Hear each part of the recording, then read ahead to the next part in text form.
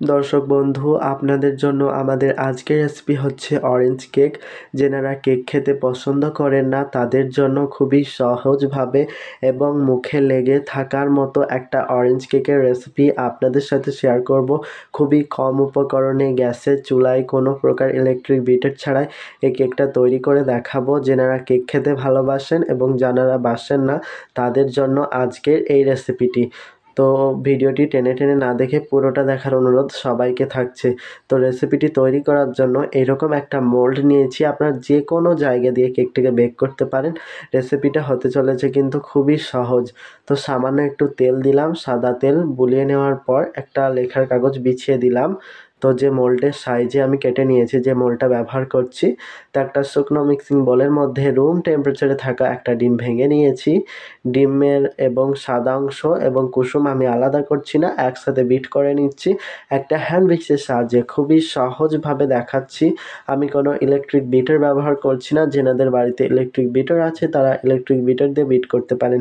যখন এইরকম একটা ফোমি টেক্সচারে চলে আসবে তখন আমি নিয়েছি 1/3 কাপ পরিমাণে গুঁড়ো চিনি।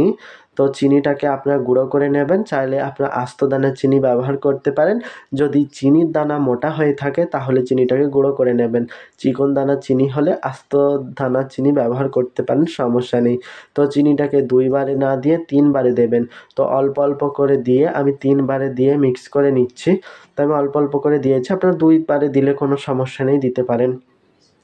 তো যখন চিনিটা গলে যাবে আর এই ডিমের ফোমটি একটা সাদা থকথকে একটা ফোম তৈরি হয়ে যাবে ঠিক এইরকম, তখনই আপনাদের বিটার কাটা বন্ধ করে দিতে হবে। এই কেকে যে কিন্তু ডিমের ফোমটা জরুরি নয়।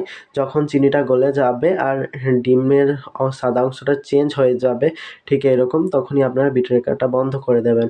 তো এখানে একটা কমলা লেবু নিয়েছি, আপনারা চাইলে মালটা নিতে পারেন।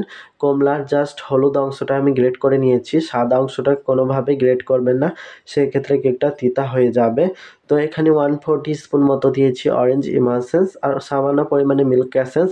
আপনারা দুটোই স্কিপ করে আপনারা এই পর্যায়ে, আমি যেহেতু অরেঞ্জের মানে কমলা লেবুর রস দিয়েছি, ওই রসটা দিয়ে দেবেন, তাহলেও কিন্তু আপনারা অনেক বেশি স্বাদ পাবেন। বাড়ির জন্য বানাচ্ছি, একটু ভালো করেই বানাচ্ছি, আমার কাছে ছিল বলে আমি দিয়ে দিলাম। তো আপনারা চাইলে এসেন্সও ব্যবহার করতে পারেন, চাইলে দুটোটাকেই স্কিপ করতে পারেন। তো এখানে 1/4 কাপ পুরো আমি অরেঞ্জের জুস ব্যবহার করলাম। তো আমি তেল দিচ্ছি না, আজকের কেকে কিন্তু একদম অয়েল ফ্রি কেক হতে চলেছে। আমি কিন্তু তেল বা বাটার ব্যবহার করছি না। তো আপনারা চাইলে তেল ব্যবহার করতে পারেন। তো এখানে এই উপকরণগুলো মিলিয়ে নেওয়ার পর একটা চালনি রেখে দিলাম। চালনির মধ্যে নিলাম 1/2 কাপ পরিমাণে ময়দা, দিলাম এখানে 1 টেবিল চামচ পরিমাণে কর্নফ্লাওয়ার, দিচ্ছি 1 টেবিল চামচ গুঁড়ো দুধ। এই গুঁড়ো দুধটা স্বাদের জন্য দেওয়া হয়েছে, চাইলে স্কিপ করতে পারেন। আর 1/2 চা চামচ দিয়েছি বেকিং পাউডার। সমস্ত শুকনো উপকরণকে খুব ভালো মতো চেলে নিচ্ছি। চেলে নেওয়ার পর একদিক দিয়ে ঘুরিয়ে ঘুরিয়ে মিক্স করে নিচ্ছি। স্পঞ্জ কেকের মতো খুবই আলতোভাবে মিক্স করার কোনো দরকার নেই, জাস্ট এক পাশ দিয়ে ঘুরিয়ে ঘুরিয়ে একটু মিক্স করে নিলেই হয়ে যাবে। যখন স্মুথভাবে একটা মিশ্রণ মিক্স হয়ে যাবে তখনই আপনাদেরকে মিক্সটা বন্ধ করে দিতে হবে। ওভার মিক্স করে কিন্তু আপনাদের কেকের ব্যাটারটি নষ্ট করা চলবে না। তো আমি যেভাবে দেখাচ্ছি এক পাশ দিয়ে ঘুরিয়ে ঘুরিয়ে মিক্সটা করে নেবেন। তো মিক্স করতে কোনো সমস্যা নেই, জাস্ট এক পাশ দিয়ে ঘুরিয়ে ঘুরিয়ে মিক্সটা করে নিলেই হয়ে যাবে। তো এই দেখুন আমাদের খুব সুন্দর একটা মিশ্রণ মিক্স হয়ে গেছে। তো এইরকমভাবে আপনারা মিক্সটা করে নিলেই আপনাদের কেকটা পারফেক্ট হবেই হবে। আমি যে পদ্ধতি, যে রেশিও বলেছি সেই রেশিও সেম ফলো করবেন, তাহলে আপনাদের কেকটা পারফেক্ট হবেই হবে। তো হ্যান্ড উইক্সটাকে আমি সরিয়ে নিচ্ছি আর একটা স্প্যাচুলার সাহায্যে একটু মিক্স করে নিচ্ছি, যাতে স্মুথভাবে মিশ্রণটি মিক্স হয় তল থেকে ওপর অবধি। তো এইরকম একটা পাতলা দেখে স্মুথভাবে ব্যাটার তৈরি করে নিতে হবে এই থিকনেসের। তো আমি ব্যাটারটিকে, যে মোল্ডটা রেডি করে রেখেছিলাম, মোল্ডের মধ্যে সম্পূর্ণ ব্যাটারটি আমি ঢেলে দিচ্ছি।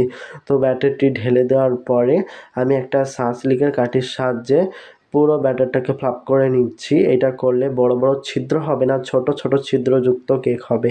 তো এই কেকের বৈশিষ্ট্য হচ্ছে এই কেকটা বেশি কিন্তু ফুলবে না, যেহেতু বেকিং পাউডার দিয়েছি।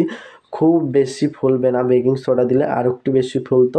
এবং ট্যাপ করে আমি বেক করতে চলে যাচ্ছি। এদিকে একটা হাঁড়ির মধ্যে একটু বালি নিয়েছি, একটা স্ট্যান্ড দিয়ে ঢাকনা দিয়ে ঢেকে লো আঁচে 5 মিনিট প্রিহিট করে নিয়েছিলাম। প্রিহিট করে নেওয়ার পর কেকের মোল্ডটাকে বসিয়ে দিয়ে ঢাকনা দিয়ে ঢেকে লোড থেকে একটু বাড়িয়ে বেক করে নিয়েছি কেকটাকে আমি 25 থেকে 26 মিনিট। এই কেকটা বেশিক্ষণ সময় লাগে না হতে। মাশাআল্লাহ একবারে সমানভাবে কেকটা ফুলেছে, দেখতে পাচ্ছেন সমানভাবে ফুলেছে, যেহেতু মেজারমেন্ট পারফেক্ট রাখা হয়েছে তা আপনাদের কেক এরকম সমানভাবে ফুলবে। তো এই কেকটা এইভাবে তৈরি করলে অনেক মজার হয় এবং অথেন্টিক টেস্ট পাওয়া যায়। যদি অথেন্টিক টেস্ট পেতে চান তাহলে এই রেসিপিটি ফলো করবেন।